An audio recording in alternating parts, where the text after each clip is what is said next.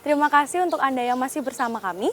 Bagi Anda yang baru bergabung, berikut kami sajikan kembali 3 berita utama hari ini.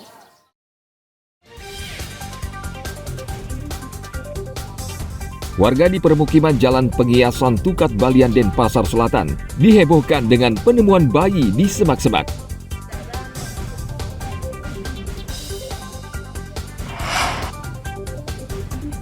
Untuk mengatasi masalah sampah, Dinas Lingkungan Hidup Karangasem mengoperasikan mesin insinerator di tempat pembuangan sampah Linggasana, Desa Buanagiri.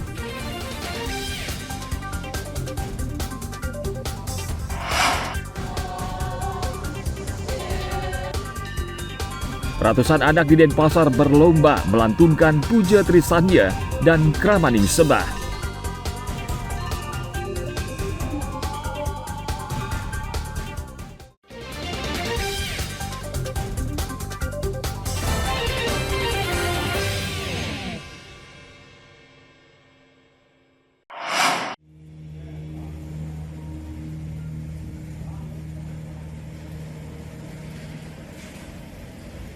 Dalam sehari, lebih dari sekitar 40 ton sampah dihasilkan masyarakat di wilayah kota Melapura, Karangasem.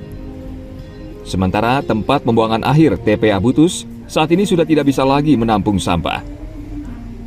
Untuk mengatasi kelebihan sampah tersebut, Dinas Lingkungan Hidup Kabupaten Karangasem mengoperasikan mesin insinerator, mesin pemilah dan penghancur sampah di TPS Linggasana, Desa Buanagiri, yang lokasinya tepat berada di depan TPA Butus.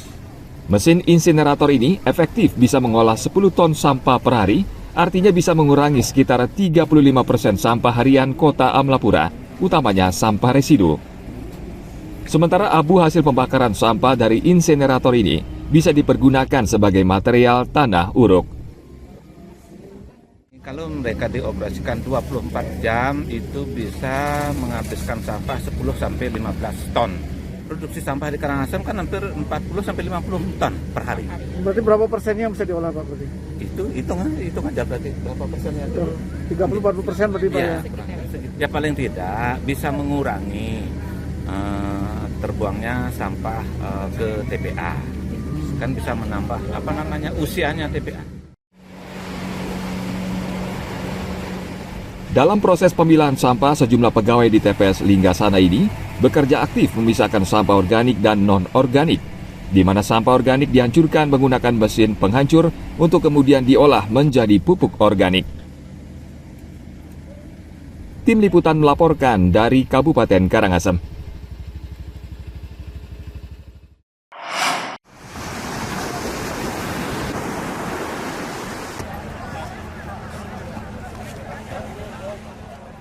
Kodam 9 Udayana sebagai Satgas Pemulihan Pantai Bali dari sampah laut kembali menggelar aksi bersih pantai pada hari Minggu lalu di Pantai Kedonganan.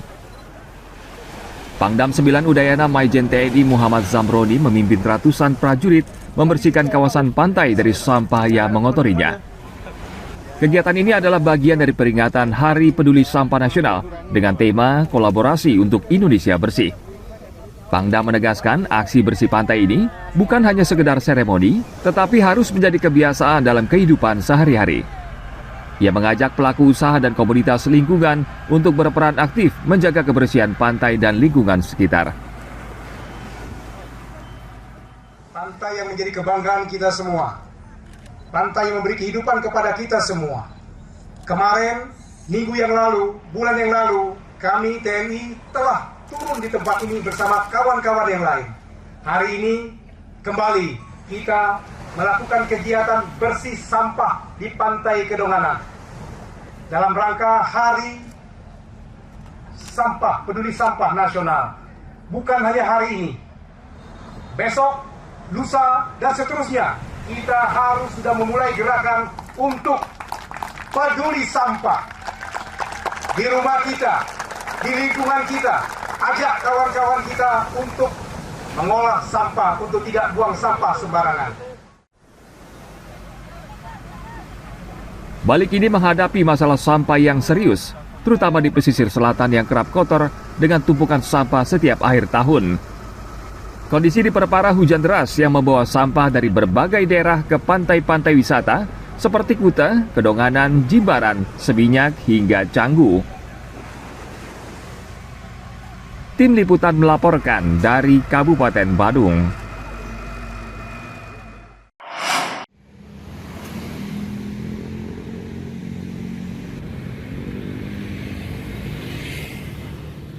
Pemerintah sejak Januari tahun ini melarang semua instansi pemerintah merekrut tenaga honorer baru untuk menghemat anggaran. Namun Badan Layanan Umum Daerah atau BLUD masih diizinkan merekrut tenaga kontrak, seperti Rumah Sakit Umum Daerah Bangli. Rumah sakit diperbolehkan merekrut tenaga kerja kontrak untuk memaksimalkan pelayanan kesehatan pada masyarakat. Sejak Januari 2025, rumah sakit membuka 17 formasi untuk posisi dokter, perawat, apoteker, teknisi mesin, teknisi listrik, dan lain sebagainya dengan total kebutuhan 40 orang pegawai non-PNS. Pendaftaran dibuka sejak tanggal 19 hingga 23 Februari 2025 secara online. Kebutuhan tenaga honorer ini karena ada sebagian pegawai pensiun atau diterima di instansi lain. Daerah Bangli karena sudah berstatus BLUD Badan Layanan Umum Daerah, jadi masih diberikan fleksibilitas sesuai dengan Permendagri 79 dalam hal fleksibilitas pengelolaan keuangan, fleksibilitas dalam pemberdayaan atau pengangkatan pegawai atau SDM. Itu yang menjadi dasar hukum kita untuk perekrutan. Dalam hal ini saat ini adalah perekrutan pegawai di Rumah Sakit Umum Daerah Bangli. BLUD merupakan bagian dari perangkat daerah, namun berbeda dengan Satuan Perangkat Kerja Daerah. Badan ini lebih fleksibel dalam mengelola keuangan sesuai dengan kegiatan usahanya melayani masyarakat. Rumah Sakit Umum Daerah Bangli saat ini sudah berstatus BLUD, dan dengan bantuan tenaga honorer, rumah sakit bisa memberikan pelayanan kesehatan masyarakat yang maksimal kendati di tengah efisiensi anggaran. Tim Liputan melaporkan dari Kabupaten Bangli.